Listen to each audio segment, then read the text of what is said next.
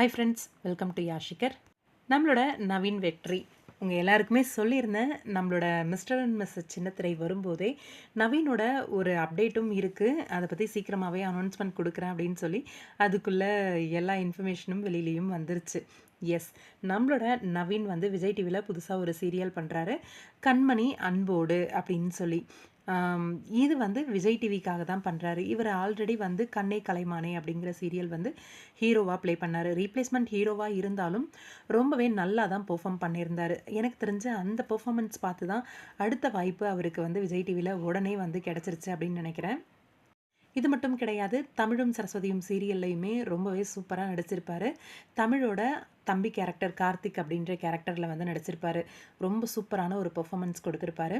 கண்மணி அன்போடு என்ன ப்ரொடக்ஷன் அப்படின்றது தெரியலை.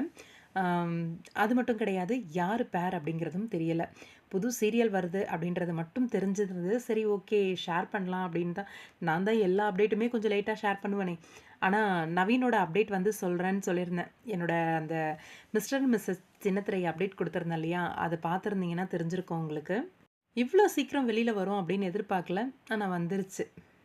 ரொம்பவே சந்தோஷமாக இருக்குது. ஒரு ப்ராஜெக்ட் பண்ணி அந்த ப்ராஜெக்ட் முடிஞ்சு உடனே அடுத்தடுத்த ப்ராஜெக்ட் வந்து அதே சேனலில் வந்து கிடைக்கிறது அப்படிங்கிறது மிஸ்டர் அண்ட் மிஸ்ஸஸ் சின்னத்திரையிலையுமே ரொம்ப நல்லாவே பெர்ஃபார்ம் பண்ணுவாங்க அப்படின்னு நினைக்கிறேன். நான் இன்னும் எபிசோட்ஸ் பார்க்கல அந்த அளவுக்கு. நவீனோட சீரியல் ஆஃப்டர்நூன் ஸ்லாட் வர்றதுக்கு வாய்ப்பு அதிகமாக இருக்குது. வெயிட் பண்ணி பார்ப்போம்.